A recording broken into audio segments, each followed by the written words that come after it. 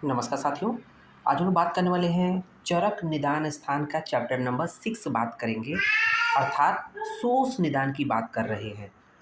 अर्थात इसको अगर दूसरी भाषा में कहें तो ये इसको राजक्षमा भी कहते हैं। अगर इसको मॉडर्न से कोरिलेट करना हो तो ट्यूबरकुलोसिस के जो साइन एंड सिम्टम्स होते हैं वही सोस और राजक्षमा के साइन एंड सिम्टम्स आते हैं।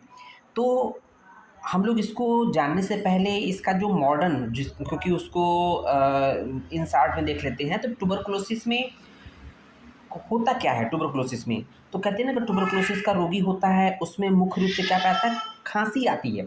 खांसी भी क्या आ जाएगा?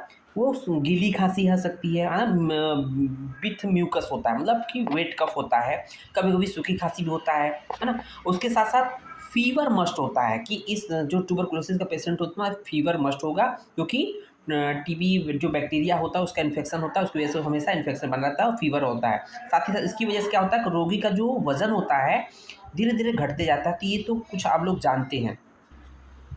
टीवी के जो ब्रांड एम्बेसडर हैं वो अमिताभ बच्चन जी हैं। आप लोगों ने अक्सर उनको टीवी टेलीविज़न पे या रेडियो पे बोलते हुए सुना होगा कि उनका स्लोगन टीवी का क्या है? टीवी हारेगा देश जीतेगा। ये नारा अक्सर आप सुनते होंगे। तो इसी के साथ हम लोग स्टार्ट करते हैं। सोच निदान अर्थात राजपा निदान की बात करते हैं हम। तो देखिएगा सबसे पहले जो इस चैप्टर में जो सिलेबस में क्या है? अध्याय परिचय। अध्याय परिचय अर्थात सोस ट्यूबरकुलोसिस या राजमा के बारे में हम लोग जानेंगे। तो यहाँ देखेंगे इसको सोस चैप्टर का नाम है सोस निदान। तो सोस टर्म क्या क्या मतलब है? सोस का मतलब सूख जाना। सोस का मतलब क्या था? सूख जाना। अर्थात इस रोग में रसादी धातुओं का शोषण हो जाता है। सोस का मतलब क्या होता है कि इस रोग में रस आदि जो धातुएं हैं, रस, रक्त, मांस, मेद, अस्थि, मज्जा, शुक्र, ये धातुएं होती हैं जो सूख जाती है, शोषण हो जाता है, इसलिए इसे सोस रोग कहते हैं। ओके। इस सोस को इसका दूसरा नाम क्षय भी है। क्यों क्षय रखा गया? क्योंकि इसमें अनुलोम क्षय व प्रतिलोम गति से सभी धातुओं का क्षय हो जाता है और कार्य करने की शक्ति का भी क्षय हो जाता है, इसलिए इसको क्षय भी कहते हैं। तो सोस को क्षय भी नाम जानता है। तीसरा जो उसका पर्याय है राजक्षमा, है ना। सोस को राजक्षमा अर्थात ट्यूबरकुलोसिस भी कहते हैं। क्यों?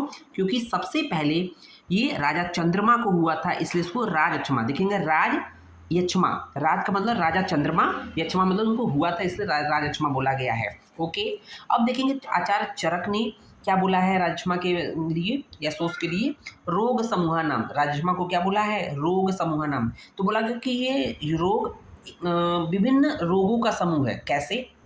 आप लोग देखते हैं कि टीबी के जो रोगी होते हैं, राजमा के रोगी होते हैं, उनमें मुख्य रूप से क्या होता है? जो इम्यून सिस्टम बहुत वीक हो जाने से, रोग प्रतिरोधक क्षमता बहुत ज़्यादा हो जाने मतलब कम हो जाने से कोई भी छोटा मोटा अगर इन्फेक्शन भी हो जाएगा तो वो बहुत बड़ा रूप है। जैसे अगर सर्दी खांसी भी हो जाएगा ना तो वो अपने विकराल रूप में आ जाएगा, क्योंकि उसको रोकने वाला कोई इम्यून सिस्टम है ही नहीं या वीक हो गया है। तो एक एक छोटे छोटे साइन जो सिम्टम्स होते हैं वो कहीं ना कहीं अपने रोग के रूप में होते हैं, इसलिए राजमा को रोग समूह नाम बोला गया है। तो सुश्रुत क्या बोला गया? अनेक रोग अनुगतो बहुरोग पुरोगम। अनेक रोग अनुगतो बहुरोग पुरोगम दुर्विज्ञयो दुर्निवार सोसो व्याधिर महाबल। तो ये राजक्षमा क्या होता है कि अनेक रोग अनुगतो अर्थात अनेक लक्षणों से युक्त होता है, बहुरोग पुरोगम। जब अनेक रोग हो जाएंगे, बहुत लक्षण इसमें आ जाएंगे, तो हर एक लक्षण अपने एक एक रोग के रूप में डेवलप होता है, क्योंकि इसमें इम्यून सिस्टम बहुत वीक हो जाता है। और ये दुर्विज्ञेय होता है, दुर्निवार होता है, मतलब एक तरह से देखा जाए तो बहुत कठिनता से ठीक होता है। और ये सोस जो होता है व्याधिर महाबलम, बहुत ज़्यादा बलवान व्याधि है, बहुत ज़्यादा स्ट्रॉन्ग मतलब बलवान रोग होता है। ओके। वाग्भट ने क्या कहा? अनेक रोग अनुगतो बहुरोग पुरोगम राजक्षमा क्षय सोसो रोगराट इति च स्मृता। तो वही बात कही उन्होंने, इसके पर्याय बताए गए हैं। क्या पर्याय बताए हैं? कि राजक्षमा, क्षय, सोस और रोगराट ये सभी एक दूसरे के पर्याय होते हैं।